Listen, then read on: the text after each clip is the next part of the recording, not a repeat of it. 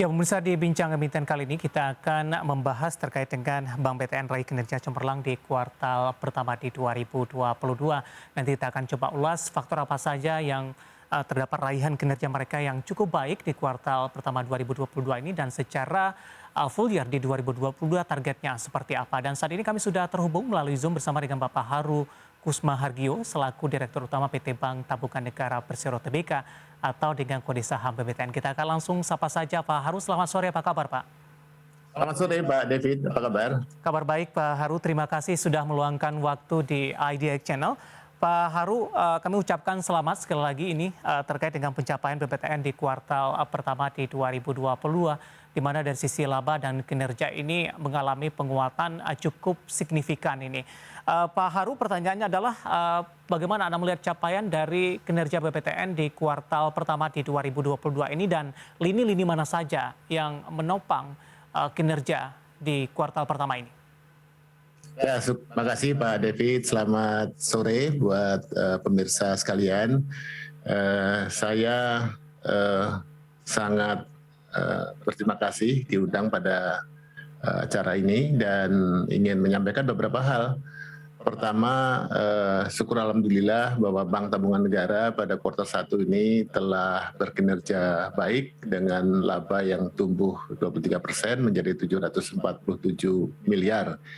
Dan ini tidak lain adalah didorong oleh tetap tumbuhnya kredit perbankan. Jadi Bank Tabungan Negara tumbuh kurang lebih 6% ya, dan itu memang didorong oleh sektor perumahan ya. Kita lihat 90% ada di sektor perumahan dan itu tumbuh saya kira sekitar 8-9%. Jadi overall pertumbuhan kredit BTN adalah 6%. Tetapi tidak hanya di situ, bahwa BTN melakukan beberapa hal termasuk juga upaya untuk mengoptimalkan pendanaan. Jadi pendanaan yang kita dapatkan dari masyarakat, alhamdulillah dengan kepercayaan masyarakat, kita bisa bersama-sama dengan masyarakat menurunkan suku bunga. Yang pada akhirnya suku bunga yang lebih rendah ini juga dimanfaatkan oleh para debitur, oleh para pengambil KPR dan para nasabah-nasabah lain yang mengambil kredit di perbankan. Yang kedua adalah tentu efisiensi di bidang lainnya, termasuk efisiensi bagaimana mengelola perkreditan. Jadi NPL juga secara bertahap menurun, cost of fund juga menurun, dan ditambah dengan peningkatan fee base yang diperoleh dari berbagai sumber, termasuk pendapatan dari treasury dan pendapatan dari retail banking. Dengan demikian secara PPUP kita juga tumbuh sehat dan laba bersih bisa tumbuh 23%. Dan sepanjang tahun 2022 nanti kita akan merencanakan mudah-mudahan kita bisa mencapai pertumbuhan kredit kurang lebih 9-11%. Dan diharapkan dengan penghematan yang terus berlanjut, maka laba bersih bisa kita capai dengan pertumbuhan di atas itu. Saya kira demikian Pak David. Baik, Pak Haru, dari penjelasan Anda tadi, pertumbuhan kredit perumahan ini menjadi salah satu kontribusi yang cukup besar terhadap kinerja BBTN. Kalau kita lihat secara lebih detail, Pak Haru, dari sisi penyaluran kredit ini mungkin ada beberapa item-item lain, terutama untuk penyaluran kredit subsidi, non-subsidi. Ini porsinya seperti apa, Pak? Ya, BTN menyalurkan baik kredit subsidi dari pemerintah dan alhamdulillah pemerintah untuk tahun 2022 meningkatkan pagu untuk FLPP. Jadi FLPP ini adalah fasilitas likuiditas untuk perumahan yang diberikan oleh pemerintah. Itu naik menjadi 200.000 unit ya. Kalau rumah subsidi dihitung dalam unit dengan total rupiah kurang lebih 23 triliun. Dan ini meningkat cukup signifikan dari tahun sebelumnya yang mungkin sekitar 160 sampai 170 ribu. Dan ini merupakan driver dari pertumbuhan Bank Tabungan Negara. Secara umum rata-rata BTN mendapatkan porsi, memperoleh porsi kurang lebih sekitar 85%. di luar itu, di luar subsidi, kami juga melihat peningkatan permintaan untuk perumahan. Ya, kita juga sedang mengeluarkan program ya rumah untuk para milenial.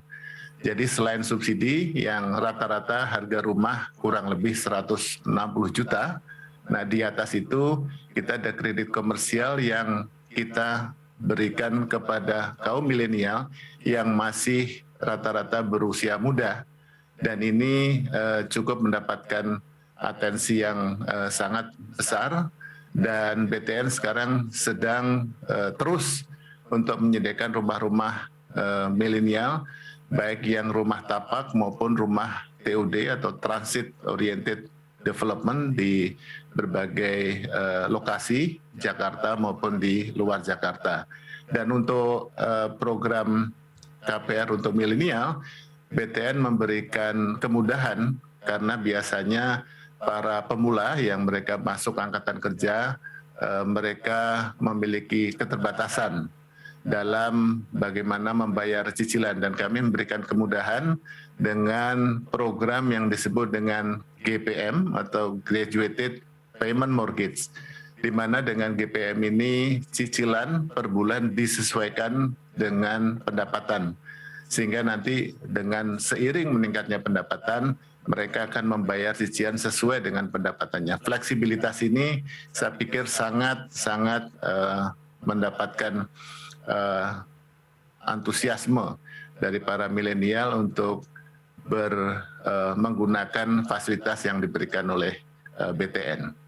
Baik Pak Haru, di tengah pandemi COVID-19 yang masih terus berlangsung sampai saat ini, hampir semua sektor terkena dampaknya. Tapi tampaknya ini untuk dari pertumbuhan kredit BBTR ini masih mengalami pergerakan yang cukup berarti dari sisi peningkatan persentasenya begitu. Sebenarnya secara makro apa yang menopang dari pertumbuhan kredit ini? Apakah kondisi ekonomi kita juga sudah mulai membaik, kemudian kebijakan-kebijakan pemerintah dalam hal ini di sektor properti juga ikut menjadi penopangnya, Pak? Ya, sektor properti saya kira merupakan pendorong pertumbuhan ekonomi ya, dan cukup tinggi pengaruhnya terhadap pertumbuhan ekonomi Indonesia. Kita paham bahwa selama masa COVID, pertumbuhan ekonomi mengalami penurunan, bahkan beberapa sektor mengalami pertumbuhan negatif. Sementara sektor properti bahkan selama pandemi memang mengalami penurunan, namun pertumbuhannya tidak pernah negatif, jadi masih positif. Dan ini yang kita syukuri bahwa sektor perumahan merupakan driver dari pertumbuhan ekonomi. Nah, di luar itu kalau kita lihat rumah, ya walaupun nampak itu sederhana, namun rumah ini adalah merupakan kebutuhan dasar selain kebutuhan dasar yang lain, ya, jadi sandang, pangan, dan papan. Kita tahu bahwa belum seluruh masyarakat Indonesia memiliki rumah. Catatan dari Kementerian PUPR bahwa masih kurang lebih sekitar 11 juta masyarakat Indonesia yang belum memiliki rumah. Dan ini merupakan program pemerintah untuk menurunkan backlog kepemilikan rumah. Secara umum, Bank Tabungan Negara menyediakan pembiayaan perumahan buat masyarakat Indonesia kurang lebih sekitar rata-rata 200.000, sempat mengalami penurunan ketika pandemi, dan itu sebenarnya bukan karena permintaannya menurun atau kebutuhannya menurun, namun karena memang kondisi saat itu yang ada pembatasan aktivitas, mereka lebih tinggal di rumah, mungkin menunda untuk melakukan. Namun setelah selesai pandemi dan semua tertangani, saya kira permintaan itu akan kembali meningkat. Dan ke depan saya kira perumahan akan menjadi motor pembangunan di Indonesia, dan para stakeholders di bidang perumahan sangat-sangat menunggu bagaimana backlog itu bisa diturunkan. Pemerintah menargetkan bahwa selama 5 tahun ke depan akan penurunan backlog kurang lebih 1,5 juta penduduk rumah yang akan disediakan kepada masyarakat. Untuk aspek selanjutnya Pak Haru, dari sisi transformasi digital ini, pandemi tampaknya juga memberikan dampak positif percepatan transformasi digital di semua lini industri dan usaha tampaknya juga ikut terdampak dengan terjadi percepatan. Apakah kondisi yang sama juga terjadi pada BBTN, Pak Haru? Ya, saya kira sama ya dengan kondisi pandemi itu merupakan bukti bahwa memang transformasi digital diperlukan. Dan kita tahu selama masa pandemi jumlah kunjungan ke cabang itu menurun ya. Dan itu setelah COVID mereda, saya kira mereka akan meneruskan dengan kebiasaan baru. Oleh karena itu transformasi yang dilakukan oleh BTN dan tentu juga bank-bank lain itu membuat masyarakat untuk bisa terus melakukan transaksi perbankan dari mana saja. Dan BTN juga sudah menyiapkan dari awal untuk menyesuaikan dengan kondisi. Kami mengembangkan digital channel, mobile banking, ada internet banking, dan fiturnya kita tambah sehingga aktivitas transaksi yang dilakukan oleh nasabah itu bisa dilakukan di mobile atau di internet atau dengan fitur-fitur yang bisa memudahkan mereka melakukan transaksi yang tadinya dilakukan di kantor cabang, dan jumlah transaksi ini meningkat dan makin kecil porsi yang bertransaksi melalui kantor cabang fisik ya. Dan kemudian kita juga kembangkan lagi, kalau tadi transaksi secara online ya, kami ingin meneruskan dengan pengembangan yang namanya housing ecosystem. Kami melihat perjalanan seseorang yang mulai dari masuk dunia kerja membutuhkan rekening perbankan untuk transaksi operasionalnya, kemudian meminjam ke bank misalnya untuk membeli rumah dalam bentuk KPR, kemudian kita ikutin terus apa yang dilakukan. Apakah kemudian merenovasi rumah gitu, apakah menyewakan rumah atau menjual rumah, membeli rumah lagi, dan seterusnya. Kami ikutin siklus tersebut dalam sebuah housing ecosystem, dan BTN akan menyediakan platform yang memungkinkan para peserta dalam housing ecosystem untuk bertransaksi dalam platform yang di-create oleh Bank Tabungan Negara. Jadi ada nasabah yang bisa sekarang melihat, kalau ingin membeli rumah, dia melihat misalnya mana rumah yang dijual. Kami bekerja sama dengan broker, property broker, kemudian juga bisa melihat proyek-proyek rumah baru maupun rumah second. Rumah baru di proyek-proyek developer bisa dilihat, bahkan ketika COVID yang lalu mereka bisa melihat, mengunjungi secara virtual sehingga dia bisa memilih lokasi proyek perumahan yang mana, tipe yang mana, dan kemudian bisa men-scroll melihat rumah dalamnya. Ini seakan-akan mereka datang ke proyek perumahan. Demikian juga untuk rumah yang second, rumah yang sudah dijual second, itu juga bisa ada platform yang kita sediakan khusus rumah murah BTN. Dan di situ pula bisa melihat berapa kredit yang akan diajukan.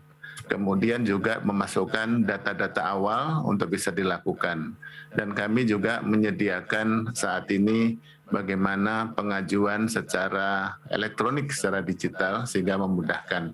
Dan kami juga membuat ada 6 center of business yang ada di kota-kota tertentu untuk mempercepat proses.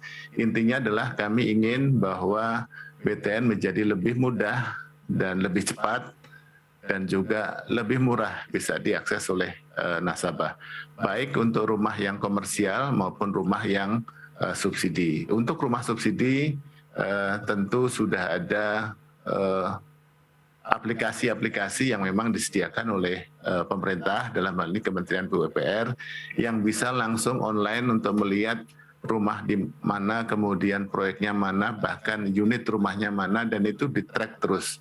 Jadi saya kira ke depan digitalisasi is a must dari segala level, baik yang level subsidi, MBR, sampai level komersial. Saya kira demikian Pak David. Baik, Pak Haru, kondisi ini juga diikuti oleh nilai transaksi digitalnya untuk BBTN juga terus mengalami peningkatan?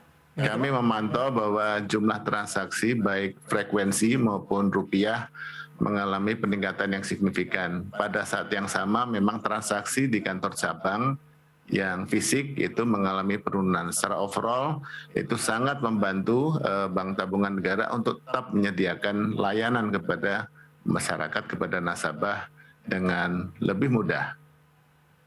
Baik, Pak Haru tadi sempat Anda singgung di mana BBTN menargetkan untuk pertumbuhan kredit 9-11% di 2022. Apakah ini juga terjadi peningkatan, kemudian juga target dari sisi kinerja baik dari posisi laba dan pendapatan sampai dengan akhir 2022 seperti apa Pak Haru? Baik, jadi tahun 2021 pertumbuhan kredit BTN kurang lebih sekitar 5,6%. Dan kita tahu itu adalah masa-masa pandemi. Dengan kondisi di 2022 yang relatif jauh lebih terkendali dan aktivitas masyarakat saat ini bisa kembali normal, ke new normal, dengan juga didrive penambahan pagu subsidi FLPP, dan juga penyediaan rumah-rumah yang lebih terjangkau, khususnya untuk para milenial, ini bisa mendorong masyarakat yang tadinya hanya need, ya, butuh ya, kalau kita tanya tentu butuh rumah, butuh, tetapi belum menjadi demand, belum menjadi permintaan. Kemudahan yang kami berikan itu mudah-mudahan bisa mengangkat yang tadinya need menjadi demand. Oleh karena itu kami optimis bahwa pertumbuhan kredit di tahun 2022 akan lebih tinggi dibanding dengan 2021. Dan tentu untuk bottom line, karena proses efisiensi, proses transformasi yang kami lakukan, maka kalau pertumbuhan kredit 9-10-11%, dalam kondisi normal, tentu laba bersih akan berkisar pertumbuhannya sekitar 9-11%. Namun dengan adanya upaya optimalisasi, penghematan, dan transformasi yang kami lakukan, maka target untuk laba bersih tentu lebih tinggi dibanding dengan pertumbuhan kredit. Saya kira ini masih berlanjut karena kita tahu bahwa ada potensi untuk improvement bagi Bank BTN. Seperti misalnya untuk cost of fund, ya, masih ada ruang untuk perbaikan. Demikian juga NPL yang saat ini di level 3,6, masih ada potensi untuk kita turunkan lagi secara bertahap. Dan juga untuk mendapatkan fee base income juga masih ada potensi untuk ditingkatkan. Oleh karena itu kami yakin bahwa untuk 2022 pertumbuhan laba bersih bisa di atas 12%. Baik Pak Haru, dalam mencapai target tersebut tentu ada beberapa upaya yang akan dilakukan. Kemudian di sisi lain tantangan ini di sepanjang 2022 juga cukup menarik, di mana inflasi tinggi, kemudian posisi saat ini suku bunga rendah tampaknya tidak akan bertahan lama ke depannya. Kenaikan inflasi, kemudian peluang kenaikan suku bunga dari beberapa bank sentral secara global, termasuk Bank Indonesia, ke depannya akan terjadi. Seperti apa dampaknya kepada BBN nanti, kemudian cara menyikapi atau mengantisipasi dari sisi tantangan ini? Ya, baik. Jadi secara umum saya kira peningkatan suku bunga ini akan berbanding terbalik ya dengan pertumbuhan kredit ya, atau juga pendapatan laba bersih, karena memang pada saat biaya bunga naik, maka bank itu tidak serta-merta kemudian mentransfer itu kepada debitur. Jadi ada proses saya kira. Nah, oleh karena itu untuk menekan atau mengurangi dampak tersebut, bank-bank mulai melakukan beberapa upaya. Di antaranya adalah tentu akan menggunakan dana yang diperoleh dari masyarakat secara lebih optimal, lebih selektif, untuk bisa mengurangi dampak risiko kredit yang muncul. Dan ini juga diikuti dengan upaya untuk menjaga likuiditas, maka tentu mau tidak mau biaya dana pun akan ikut meningkat. karena akan tentu persaingan dengan perbankan yang lain untuk bisa tetap menjaga pertumbuhan. Nah, saya kira untuk Bank Tabungan Negara, kami melihat bahwa dengan porsi yang kurang lebih 60% subsidi, 40% komersial, kurang lebih porsinya seperti itu. Kami yakin untuk yang sektor subsidi, maka ada bantuan likuiditas yang cukup murah dengan tenor yang sama panjangnya dengan tenor kreditnya. Saya kira ini akan mengurangi seminimal mungkin dampak kenaikan suku bunga. Karena juga kredit kepada KPR yang subsidi, suku bunganya juga tidak meningkat. Sementara yang non-subsidi, kami tahu bahwa peningkatan suku bunga berdampak pada berkurangnya minat para pengambil kredit, maka kami upayakan dengan cara seperti yang saya sampaikan adalah bagaimana memberikan keringanan dalam bentuk angsuran seperti GPM tadi, jadi Graduated Payment Mortgage. Jadi kami memberikan kemudahan dengan menyesuaikan angsuran dengan pendapatan di tengah potensi meningkatnya suku bunga. Dan kami akan mengoptimalkan dana yang ada dengan menjaga LDR yang optimum ya. Kami memiliki kebijakan bahwa LDR diupayakan di sekitar 92 sampai 94%. Jadi kami adalah bank yang mengoptimalkan dana masyarakat yang kami peroleh dengan sebaik-baiknya. Saya kira demikian, Pak. Baik, Pak Haru, dengan perkembangan dari COVID-19 yang terus melandai, tampaknya sudah makin terkendali. Apakah ini juga menjadi salah satu poin penting ke depannya, Pak? Diharapkan kita bersama ini pandemi makin terkendali, kemudian juga aktivitas ekonomi kembali bergerak seperti sebelum pra-pandemi. Apakah ini juga merupakan salah satu poin penting yang harus kita jaga secara bersama-sama sehingga dari ekonomi bisa bergeliat kembali, Pak Haru? Saya kira dengan perkembangan terakhir bahwa jumlah yang terkena COVID sudah berkurang dan kondisinya sudah, program vaksinasi berjalan dengan baik, kondisinya sangat kondusif dan aktivitas ekonomi kita lihat akhir-akhir ini sudah kembali atau hampir kembali, dan tentu ini merupakan dorongan kuat untuk perbankan, terutama di permintaan kredit. Yang kedua, khusus untuk sektor properti, karena sektor properti adalah salah satu sektor yang memiliki local content tinggi, kalau saya boleh bilang 90% itu diproduksi oleh domestik, baik tenaga kerja, kemudian transportasi, kemudian pasir, semen, dan lain-lain, itu semua diproduksi dalam negeri. Sehingga gejolak akibat kondisi eksternal, terutama secara global, itu saya boleh katakan minim. Oleh karena itu, saya optimis bahwa dengan kembalinya aktivitas ekonomi dengan porsi local content sektor properti yang sangat tinggi, maka dampak peningkatan suku bunga itu relatif bisa kita jaga. Baik Pak Haru, waktu kita cukup terbatas. Terima kasih sudah bergabung bersama kami dan semoga yang kita bahas dan Anda sampaikan ini bisa menjadi referensi terutama bagi pemirsa IDX Channel, kemudian para investor juga trader di pasar modal untuk tetap hold di saham BBTN. Pak Haru, terima kasih sekali lagi, sehat selalu Pak.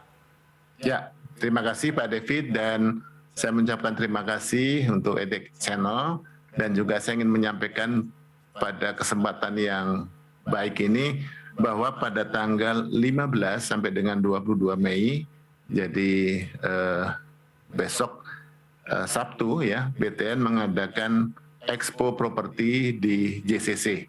Jadi kami mengundang para pemirsa, para investor, para stakeholders untuk bisa melihat dan mulai mengeksplor potensi properti yang ada di Indonesia. Baik, terima kasih Pak Haru. Sehat selalu Pak. Terima kasih Pak David, terima kasih. Ada Bapak Haru Kusmahargio selaku Direktur Utama PT Bank Tabungan Negara Tbk atau dengan kode saham BBTN.